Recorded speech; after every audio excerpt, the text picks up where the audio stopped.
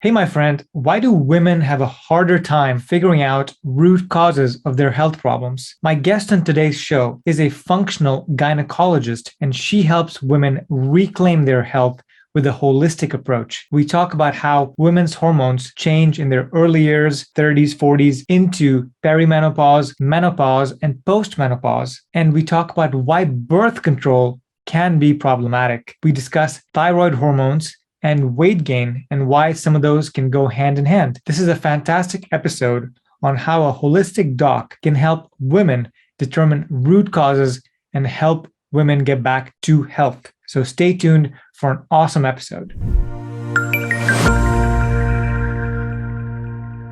Before we get in, if you're interested in healthier, thicker, fuller, and stronger hair, then make sure to check out fullyvital.com. We've put together a full natural program that consists of a supplement, a serum, a roller, and a brush that goes hand in hand to help you grow thicker, stronger, and fuller hair quickly. So if you're interested in hair wellness or having better hair, then make sure to check out fullyvital.com. If you're liking these episodes, please make sure to hit the subscribe button down below so you can get notified when we release new episodes. Our goal on this channel is to help you look and feel younger so you can live your most confident and adventurous life. With that said, let's get right into it. Hey everybody, welcome back to the Anti-Aging Hacks podcast. Today, my guest is Dr. Tabatha Barber, who has devoted her life to giving women a voice and a choice when it comes to their health and well-being. She became a teenage mom, and it helped her find her purpose in life. She wrote a book called From White Trash to White Coat, The Birth of Catherine's Purpose, where she talks about some of the lessons that she's learned. Dr. Tabatha is triple board certified in obstetrics and gynecology, menopause, and functional medicine. She has the unique situation of being licensed to practice medicine in over half the country. So now you have the ability to work with a functional physician virtually. She's the host of the Gutsy Gynecologist Show, which was formerly called the Functional Gynecologist Podcast, where she shares her wisdom and knowledge with women everywhere to reclaim their health. She's also a keynote speaker, mentor, wife, mom, and grandmother, believe it or not. With that said, Dr. Tabatha, welcome to the Anti-Aging Hacks podcast. Thank you so much. I'm really excited to be here today. Like I was telling you before we started, I cannot believe that you're a grandmother. You look like you're in your 30s.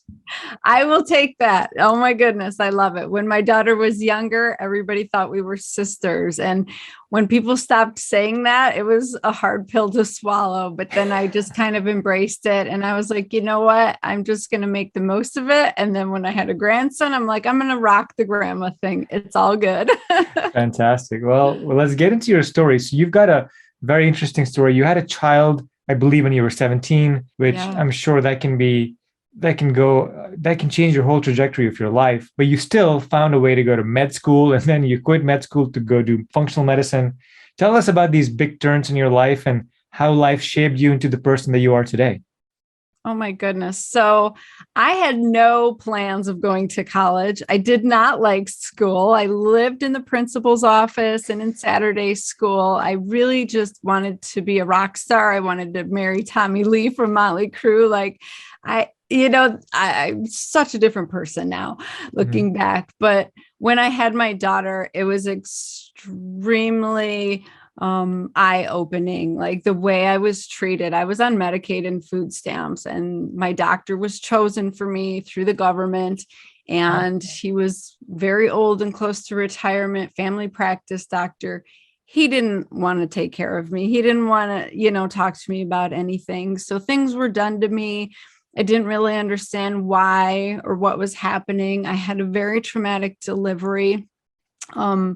Essentially, he should not have done some of the things that he did. And I've suffered since then. I talk about all of this in my book, but it really opened my eyes to the fact that women don't have a voice and a choice when it comes to their health. And they need advocates. They need somebody to help them and speak up and actually give informed consent. Like, hey, why are you doing this? Perfect example is after I delivered my daughter, I developed Hashimoto's. I had this thyroiditis storm. I was losing weight and shaky and anxious. And my hair was falling out, and the treatment was they gave me radioactive iodine to kill my thyroid. I had no idea what any of that meant to my future. And I didn't even know to ask those questions because I was an ignorant child myself, right? So it took me a long time, but that tragedy, or whatever you want to call it, that pain to purpose, I figured out like I need to just help women. That is my mission in life. God put me through that trauma for a reason. I need to make the most of it. And I used my faith to really just drive me and figure out how I could believe in myself and not listen to all of the people that were telling me, you can't go to med school. You didn't even go finish high school. You can't become a doctor. I just had to block all of that out and focus on what God's plan was for me and just make crap happen. And that's what I did, And the same thing when I went through medical school and I did all the things I dreamt to do. And then I found myself in survival mode. Like I got to the point where I was broken and burnt out. I remember one night I couldn't walk away from the C-section table because my back was injured so bad. I couldn't physically walk away from the table. I just hung there. And I thought, this isn't right. This is not why I went into medicine. I was like cranking the patients out all day long, not really fixing them. And I had to take a step back and say, wait a second, why did I go into medicine? We have a problem and I need to fix it. And I made a huge shift and I found the world of functional medicine and I have never looked back. So I guess, you just got to embrace your courage and your faith and do what you know is right and what needs to be done, right? Yeah, there's some deep life lessons there for people that can pick at what you're saying, because you just mentioned that in a couple of minutes. But yeah, just what you needed, the courage to go from having a child into med school, not finishing high school, and then changing your career again in a way, going to functional medicine and learning the root causes of what ails us. Huge shift. So I want to congratulate you. It was no easy task, I'm sure. Oh, yeah, thank you. looking back, you can say, yes, I did it, but I'm sure in the moment it was just very, very hard. It was, but the most gratifying things in life are usually hard. That's what I have found time and time again. Correct. Okay. So speaking of the root of the problem, I love functional medicine doctors and holistic practitioners because they do get to the root of the problem and they don't just give you a pill within 2 minutes of you describing a symptom. And so, but what is a functional gynecologist? Yeah. So I just made the term up because I was trying to figure out, what am I doing? As a conventional gynecologist, I had 15 or 20 minutes to see you, hear your complaint, come up with a medicine or a surgery or procedure to fix that symptom. And almost always the patients would come back with a new symptom, a new complaint. And often it was from what I had done to them or given them. That's just conventional medicine. We're very much focused on managing symptoms. So when I trained in functional medicine and I started realizing, like, if you take the time and you talk to your patients and get to the root cause of the issue, you don't have to use medications and surgery. Oh my goodness. I used to do 4 to 6 surgeries every single week. And I'll tell you, I was an awesome surgeon. I loved it. Like it, gave me an adrenaline rush. I loved it so much, but it wasn't the right thing to do. And I don't do any surgery anymore. And I heal way more women. I really do. And now I'm on a mission for women to understand, like, you don't have to have your body parts removed. That's not the answer. It's like the gallbladder gets removed, the appendix gets removed, the uterus gets removed. And it's all because they're not functioning properly, when in reality, we need to figure out why they're stressed out, what is triggering that dysfunction, and support them, replace what needs to be replaced. And oftentimes those organs will behave again. And it's so archaic to just be like, let's cut it out and that fixes the problem. And it just causes new problems. It really does. Mm-hmm. Yeah, I completely believe now that I've been learning about this world for the past few years. I believe that the body has an innate ability to heal. Oh, yeah, without a doubt. we just need to give it energy and give it the right nutrients and figure out what's causing the ailments, and it'll heal anything. I'm so sure of that anymore. But so women and hormones, we hear about this quite a bit. Men, and I can speak for myself, don't ever worry about their hormones until we're, I don't know, maybe like 40 or 50. And then men put on to add testosterone and they get jacked and, they're happy again. But for women, it just seems like there's a monthly cycle, of course, but then there's some other bigger events like menopause and others that change and shift your hormones on a long-term basis. So why are so many women struggling with hormone imbalance in their earlier years and even later years, I guess? Yeah. And that's a great question, because this is a newer situation in the past 50 years or so. If you talk to old ladies, they did not have the hormonal imbalances that we have nowadays. And a huge part of it is our environment has changed so much. I mean, we have all thousands of man-made chemicals that didn't exist 100 years ago, and they interfere with our bodies all the time in the food we eat, in our water, in our cosmetics and cleaning products, and they disrupt our hormones. They bind to the receptors and send warped signals. They block signals. And so that's a big piece of it. But you also have to think about how women's roles have changed. I mean, just 100 years ago, women were not working full time, trying to have amazing kick-ass careers and then raise a family and run a household and taking care of their ailing parents and all of this. Like, it just, there's so much, and we all are doing it. So we think it's normal, but it's common, but it's not normal. Our physiology is not equipped. It hasn't caught up with all of that ability to handle constant stress from dusk till dawn. And I try to explain to my patients all the time, like, when we make our sex hormones, they go through this cascade. They all start with a cholesterol backbone. So please eat your healthy fats. That whole low fat, no fat of the 90s did us a major disservice. Cholesterol is essential for life, for hormone production, for cell function.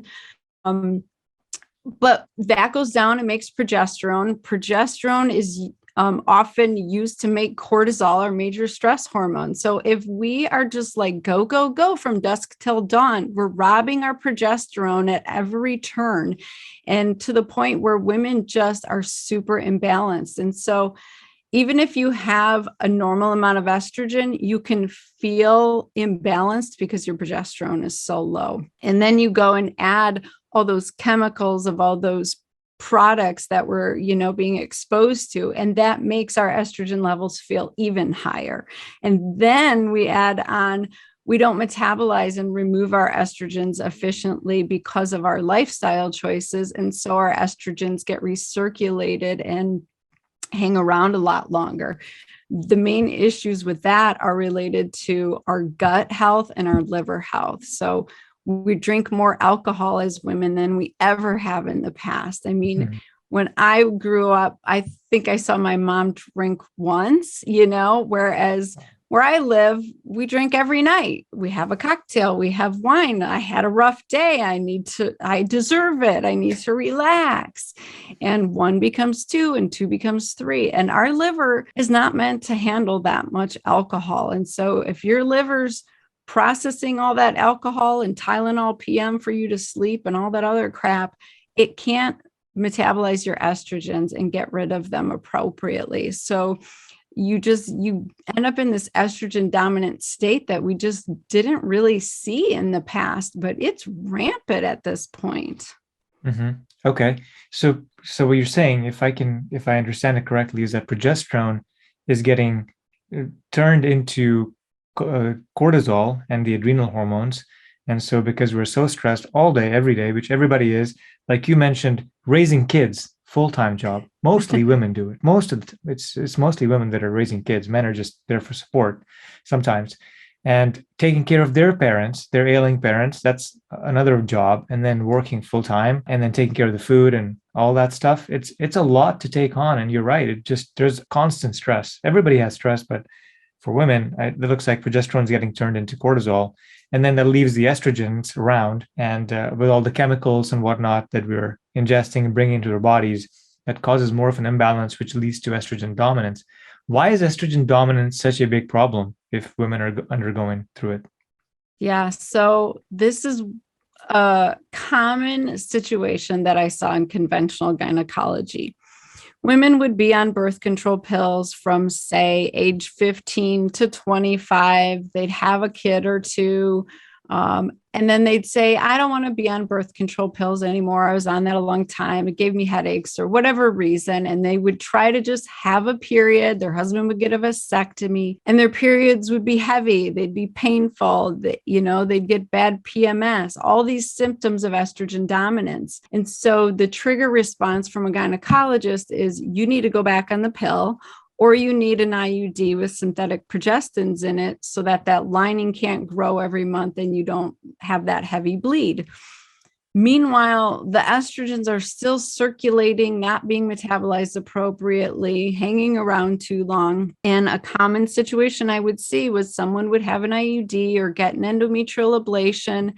Eventually, they would bleed through that because it's really not fixing the problem. It's just kind of like damming it for a little bit. A lot of women end up with a hysterectomy and they think they're good. And then 5 to 7 years later, they have breast cancer because that estrogen was never kept in check. And so all of that time, estrogen is a growth hormone and it continues to feed the breast tissue.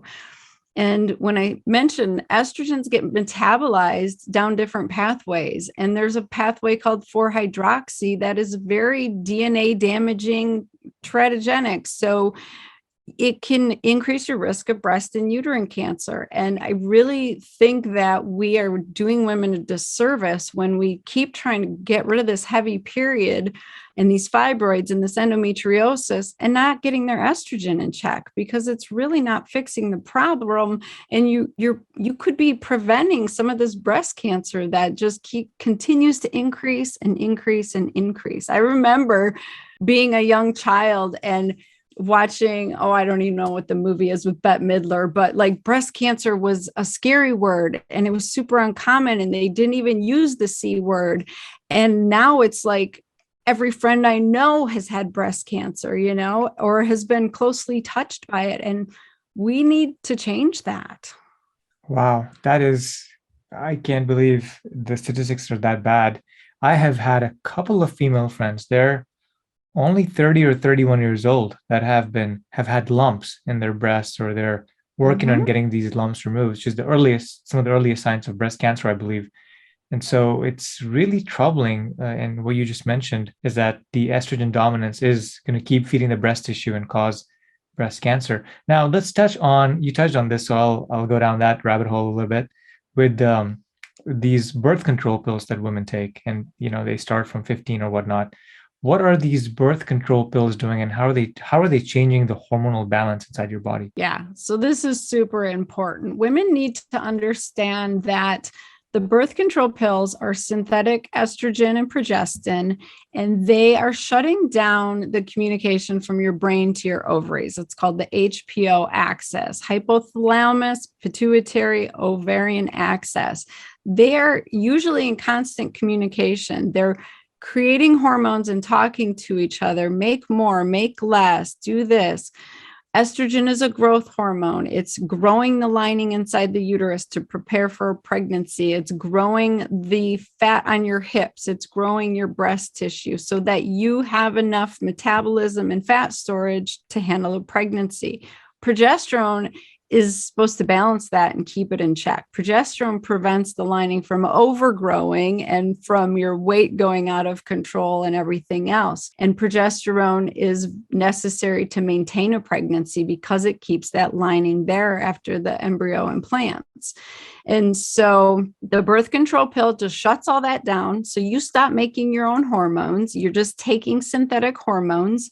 And one of the biggest things we learned from the Women's Health Initiative back in 2002 or whatever was that synthetic progestins increase our risk of breast cancer. And they freaked out and took all postmenopausal women off of their hormone replacement therapy, but did they say anything about birth control pills? No.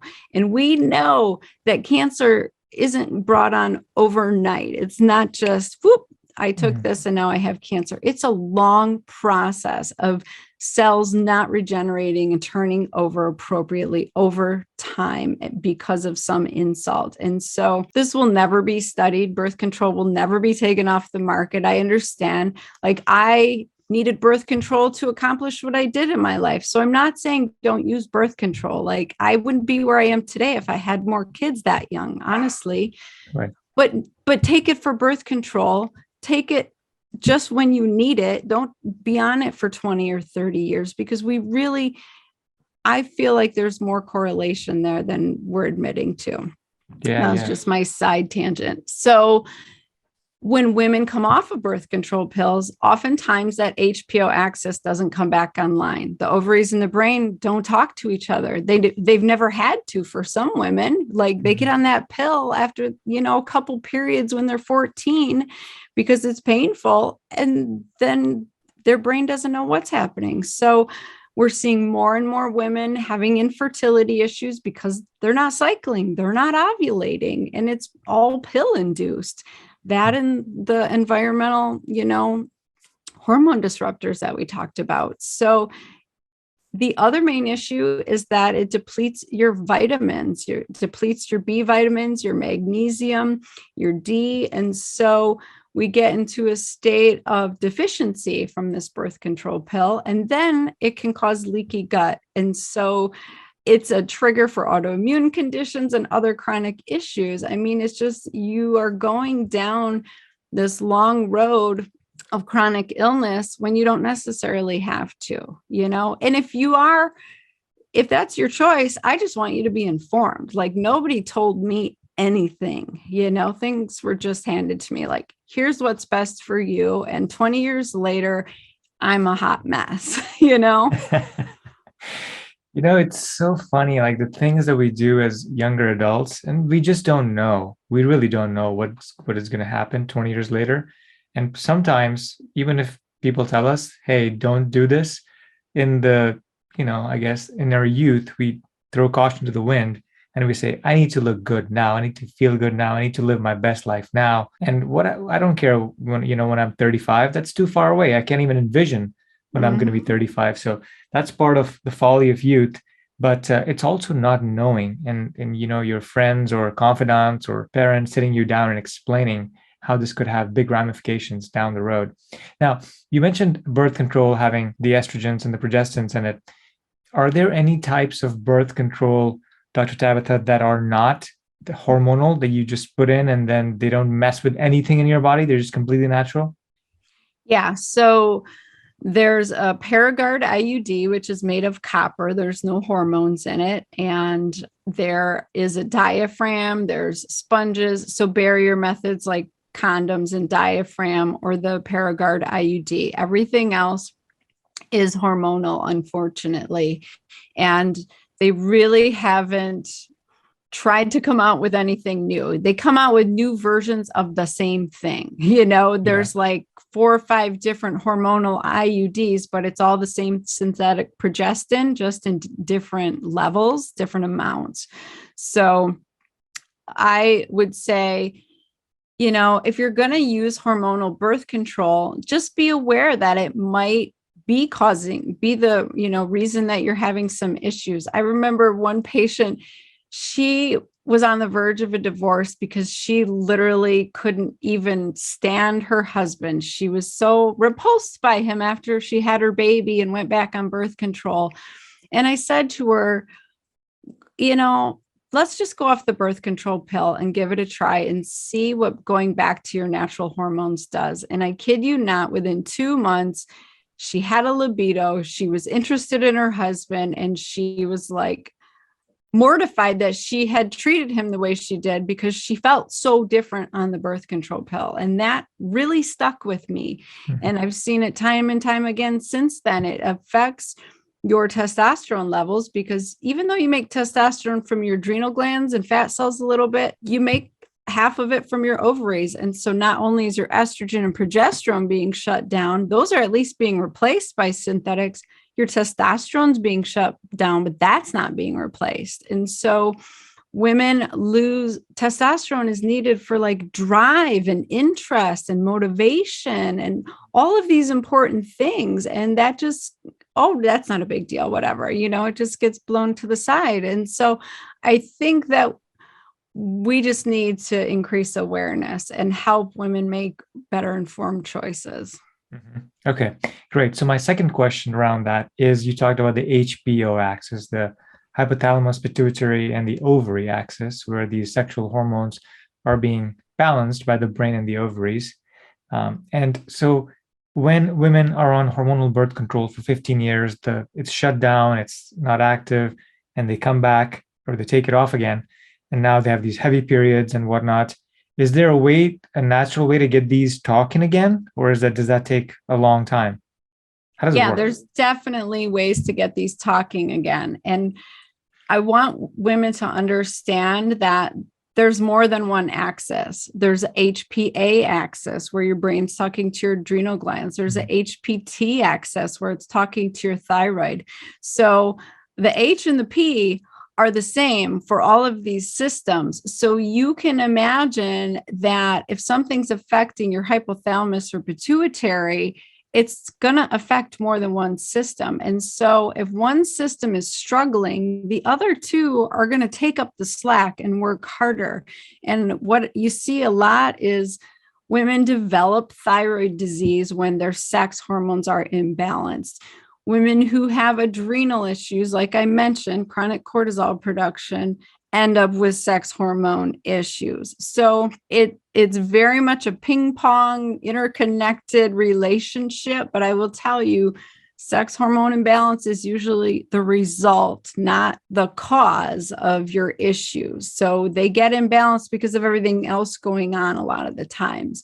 So you do have to look upstream. You got to look at the thyroid. You got to look at the adrenal glands. You need to look at blood sugar and pancreas and all insulin and all of that. So I just want women to be clear on that, because when you talk about how do I get my period back, you need to address all that stuff. And what I usually start with is the gut.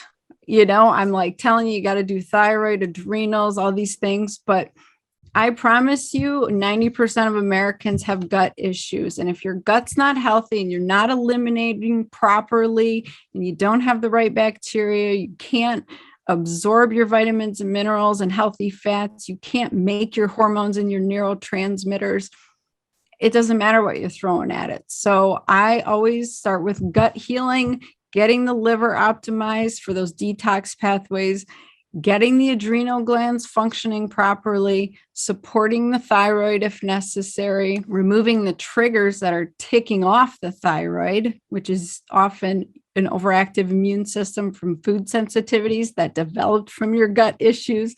I mean, you see how this just it's a big vicious circle and everything ping pongs off each other. So you can't just say, here, take some progesterone and you expect to be all better. That's what we see a lot of times in bioidentical hormone replacement and menopause is, oh yeah, you just need hormones and you're going to be great. But they're still eating like crap. They're not moving their body. They're not dealing with their mental stressors.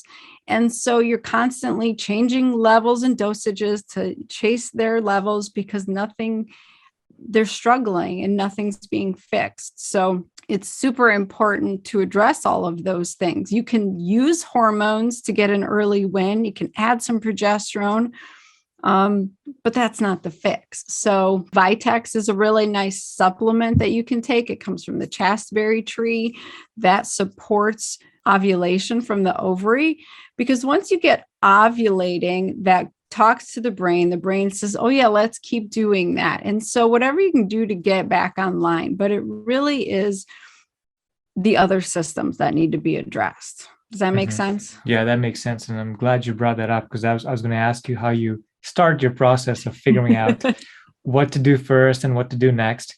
But I think, that's a solid approach. How long does it take? And I hear this all the time too with gut and the imbalance and women and even men saying, they go to the bathroom only every 2 or 3 days. And that's shocking for some of us to hear, but it's pretty normal out there.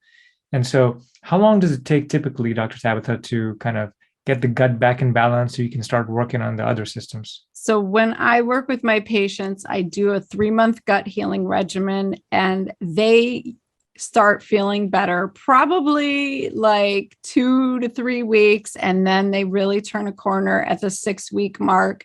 And by 3 months, they've made some major headway. So, that's why I call myself the Gutsy Gynecologist, because you need to heal the gut. Gut health determines hormone health. Here's another little, nugget that people might not realize. There's bad bacteria that can overgrow in our gut that produces an enzyme called beta-glucuronidase. That enzyme will cut the garbage tag off the estrogen that your liver just worked so hard to put on there for you to get rid of that estrogen. The enzyme cut the garbage tag off and you reabsorb it.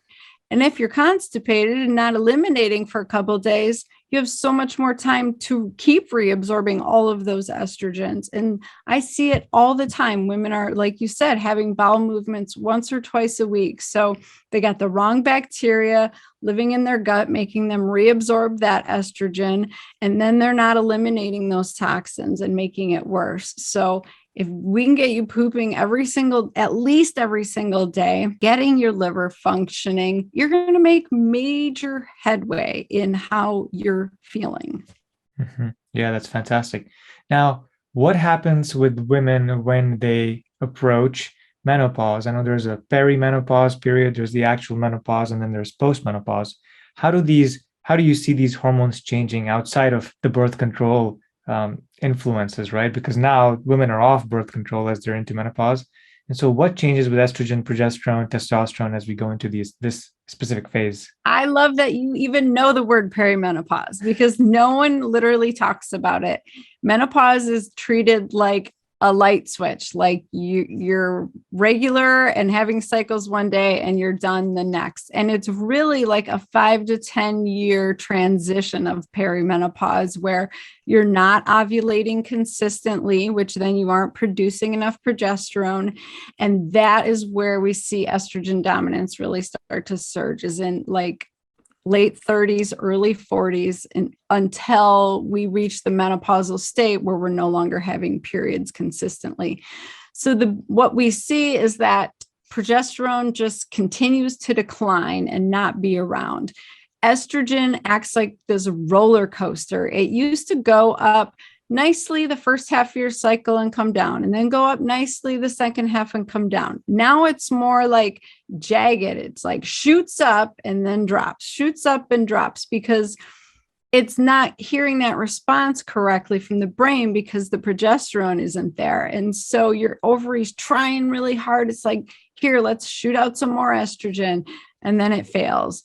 And you can get a lot of crazy symptoms of that estrogen when it drops, if it's dropping from a higher level. Imagine falling from 10 stories, how much worse that feels than falling from 1 story. And so having that spike and drop feels terrible. And so what you want to do is support progesterone staying around as long as you can and minimize the roller coaster of estrogen until it all gets to the point where it peters out and stays low. That's menopause.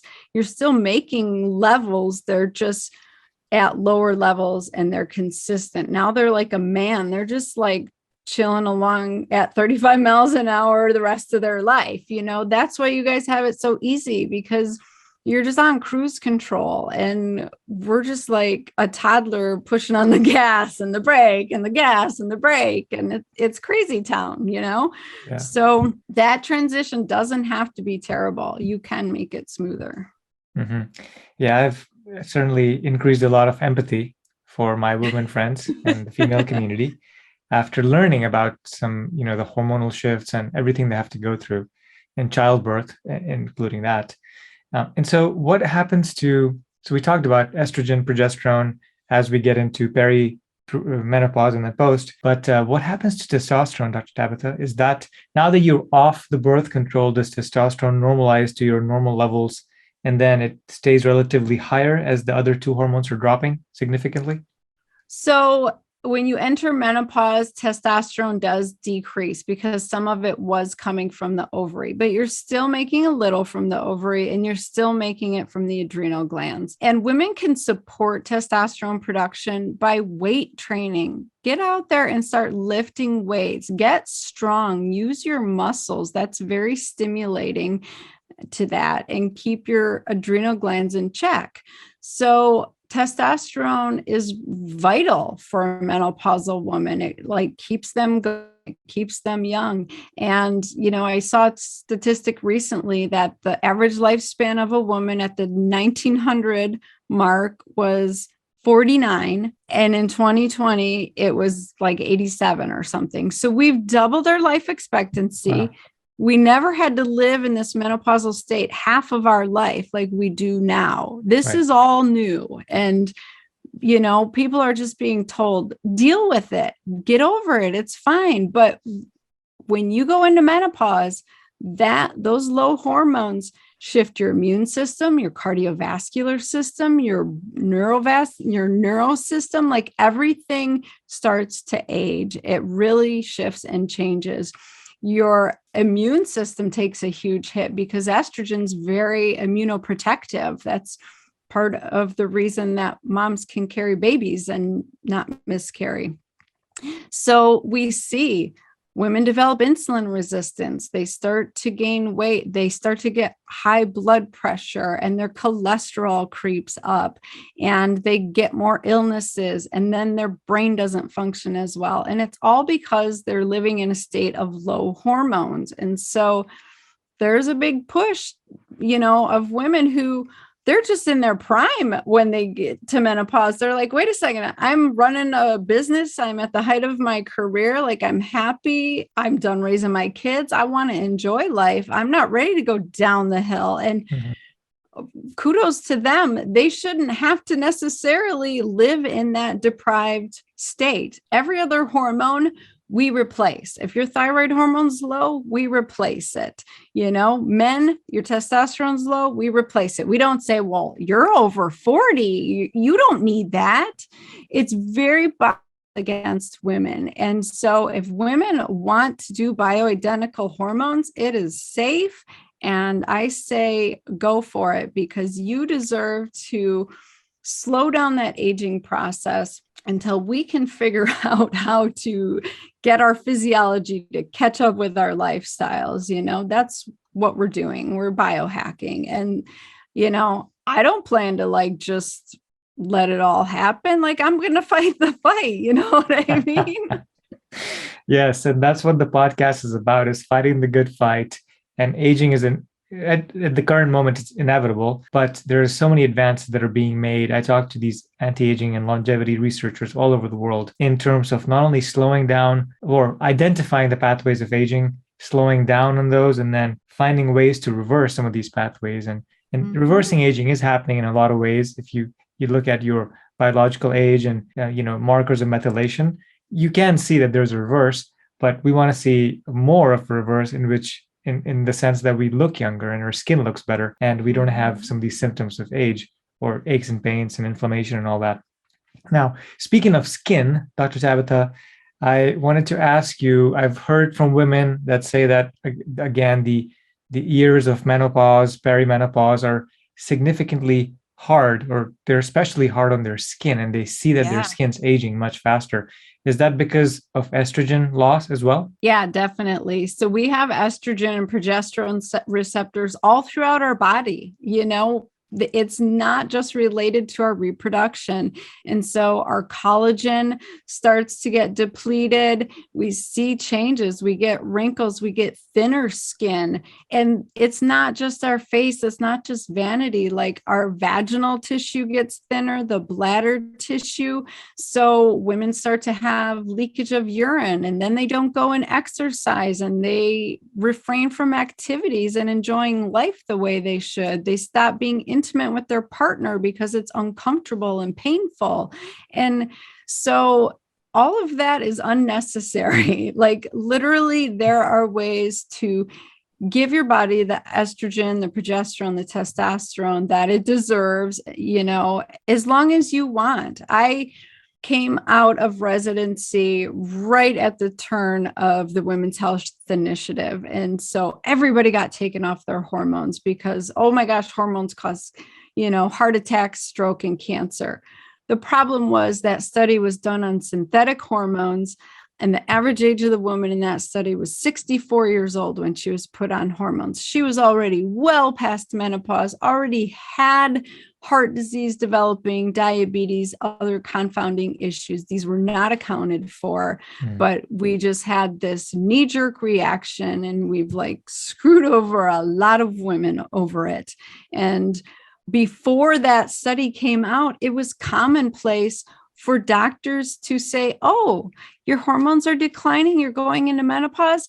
Let's get you on some hormones to protect your brain and your health and your heart health and your bones and your skin. And there was no qualms about it, because that's the truth. Hormones do help. It's just that the synthetic hormones come at a price. So, I prescribe bioidenticals all the time, because women, if they're going to live until their 80s or 90s, like Betty White, you deserve a quality of life. You shouldn't be miserable and not wanting to jump on the trampoline and have sex and do all the normal things that you should be able to do. Right. Absolutely. 100% agreed. You deserve quality of life until the last day that you're here on this earth. Like Betty, she missed 100 years by a couple of months, I think. Let me ask you this. I've heard in the past that the right age to get women started with hormones is right around their menopause, right after the menopause, so that there's not too much of a gap between the menopause or the hormones dwindling and then you adding them back in. Is there a method that you apply? Can you give women that are in their early 40s hormones, or do you wait until menopause and then you start to add these on? I have more and more had to give women in their 40s hormones. And it's because of all the stuff we talked about earlier. That's just women are going into menopause earlier from their chronic stress, whether it be physical, mental, or emotional. Women are over exercising, overworking, they're overdoing everything. So sometimes you do need to start hormones earlier. And what the research does show is that starting it within the 7 to 10 years of that menopausal transition is considered the safe zone, because after that is when your systems have really begun the inflammatory, degeneration process. And there seems to be, they don't accept the hormones after that point as safely. So it increases your risk of getting a blood clot and stroke. It increases your risk of cancer potentially. But what I believe is that stuff was already on the path and progressing, and it might just be accelerated. So, the research hasn't panned out on that piece of it, but I try to encourage women, if they have any inkling of wanting to put the brakes on their aging process, let's talk about it sooner than later. Let's not wait until you're 65 and then you come back and tell me how miserable you are, because I get that all the time too. They find me for the first time and they're 68 years old and I want hormones. And, you got to have a conversation. You got to tell them the risks, benefits, and alternatives. And it's not necessarily the safest choice at that point. Mm-hmm. Okay. Let me ask you another important question that you don't have to, we're not going to hold you to this one. Okay. This is an interesting question, in that we talked about menopause and how women are having menopause early. Are there tried and tested ways that you would maybe recommend of delaying menopause as much as possible into mid 50s, even beyond? Is that even possible? Yeah, with hormone balancing. If you use bioidentical hormones to keep those balanced, and you're working on your other systems, you're keeping your adrenals in check and making sure your thyroid's functioning, making sure your gut's healthy and your liver, if you're doing all of that, you can suspend yourself kind of in time. I say, do you want to be 47 for a couple decades? That's my plan. I'm going to stay here until I'm in the nursing home, because why not? Right. Yeah. That's an individual decision. I don't put that belief on anybody. Like, I have no feelings about whether patients should use bioidenticals. I'm actually, I've been practicing in a very conservative area for over a decade, and there's a lot of women who don't want to use hormones. And so I do have a lot of women who went through menopause naturally, and now we're dealing with the vaginal dryness and the atrophy and the bladder leakage and the bone loss and the brain fog and the heart disease. We're dealing with all that stuff and managing it, but they're continuing to age. They just are. It's totally different than a woman who's on bioidenticals. Is she younger and sexier? Is that what you're saying? Without a doubt. And she feels more vibrant. She has more confidence. She keeps her weight in check. Her skin looks amazing. And she's just like able to do the stuff she wants to do because her brain's working. That's the key. Yeah. Last question. I know we're up on time here, but I hear two common issues and you brought them up. One is thyroid, which you touched on. Thyroid, more women seem to experience thyroid dysfunction, and at least in what I hear from when I talk to people.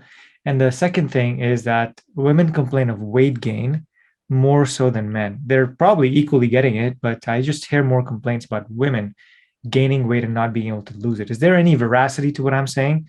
And if so, like how do you help these people achieve their goals? Yeah. So 80% of thyroid disease is in women, and Wow. It's way more autoimmune driven than is being acknowledged because conventional doctors don't typically check antibody levels against your thyroid. So the thought is, it doesn't matter if it's an immune attack, we're still going to give you Synthroid, the medication for thyroid support. We wouldn't do anything different. So they don't check it. In functional medicine, we say, wait, let's figure out what's causing this attack. Let's remove that trigger, calm down the immune system, and the thyroid will no longer be attacked and can function on its own again. And so it's a completely different approach. And, now that I check antibody levels on all my patients, it's like 9 out of 10 women have that problem. And like I mentioned earlier, estrogen is very much associated with our immune system. So our immune system has to be able to upregulate and downregulate depending on what's happening. Think of carrying a baby that has half foreign DNA from another human being that if you let your immune system do its normal regular job, it would attack it and that fetus would be gone every time. So our immune system gets suppressed during pregnancy by downshifting our estradiol levels significantly. And so that immune system is very much associated with our hormones. And like I mentioned, the thyroid and the ovaries, those are pinging off of each other. So if your sex hormones are out of balance, your thyroid's going to take up the slack. And if your thyroid's being attacked, your sex hormones are going to be affected. And so that's why we see it so much more often in females than in males. And the weight issue is definitely related to those two things. Like I mentioned, estrogen is a growth hormone. It's meant to put weight on your hips and all of those areas that you don't necessarily want it. That is just our physiology as human beings. Our bodies were created to procreate. At the end of the day, that's what we're supposed to do, is keep the species alive, right? And so because women's hormones are shifting all the time, their metabolism is going up and down to associate and to handle this. When we go into a state of pregnancy, the estradiol goes really low. Our thyroid goes, oh, we need to conserve energy because we need to hold on to this fat because we have to feed this baby, and it turns down your metabolism. So it's very common for thyroid function to decline during pregnancy. And a lot of women go on thyroid hormone during pregnancy. So it's all very interconnected, and women need to give themselves some grace. Like, it's not me just, eating too much food. That's not what's going on. And so if we can really figure out, like, yeah, you have to eat good, clean food, but it's so much more than what you're eating. It's what you're doing, your lifestyle and your behavioral habits that are affecting these hormonal axes. Okay, I have one last question. Yeah. So we talked about hormones quite a bit, and for men, I've gotten my hormones tested just through blood work, but I know that there's more accurate tests out there that you can use or give out. Yeah. Check your fluids during the course of the day. Are there any particular tests that you recommend to women before you take them on, or just if they just want to go get their hormones checked right now, what should they do? Oh, I'm so glad you asked this, because this is a big pet peeve of mine in conventional gynecology. Is the way we were trained is very antiquated. And let me just say for 2 seconds, OBGYNs are surgeons. We do a 4-year surgical residency. We are trained to cut on people, to sew people, to do procedures. We are not sitting there studying the endocrine system and understanding hormone balance and all of that. Like, I think I learned about synthetic bioidenticals in one class one time. Like, we are trained surgeons. And so you go to the gynecologist and you expect them to understand this stuff, and they haven't really been trained in it. So I just want women to note that as a side piece. So gosh, I forgot your question. I got myself off to, the testing. So conventional gynecologists often tell patients, there's no point in checking that. They change every day. We can't really tell. The reference range is too large, and they just dismiss women. And so women get frustrated. Functional medicine has studied this intensely, and there are amazing testing, tests that we can do to actually see not only hormone production levels, that's what blood testing will show you, is how much you made and is circulating. But now we can check urine and saliva for the metabolites I was talking about to see what your body's actually doing with all of these hormones. So you can see on a test, is your liver handling your estrogen appropriately? Are you making this carcinogenic type of estrogen that's increasing your risk of breast cancer?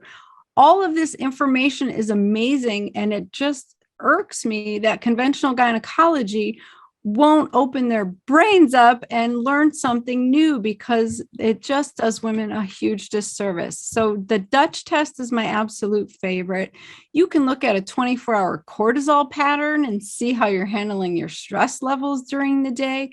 You get so much information, and then you can target and know exactly how to get those hormones back into balance, as opposed to guessing and just going based off some random symptoms that I was trained to do as a conventional doctor. Everything was just symptom based. Well, a lot of symptoms go with a lot of illnesses. It can get mucked up pretty quickly. Test, don't guess.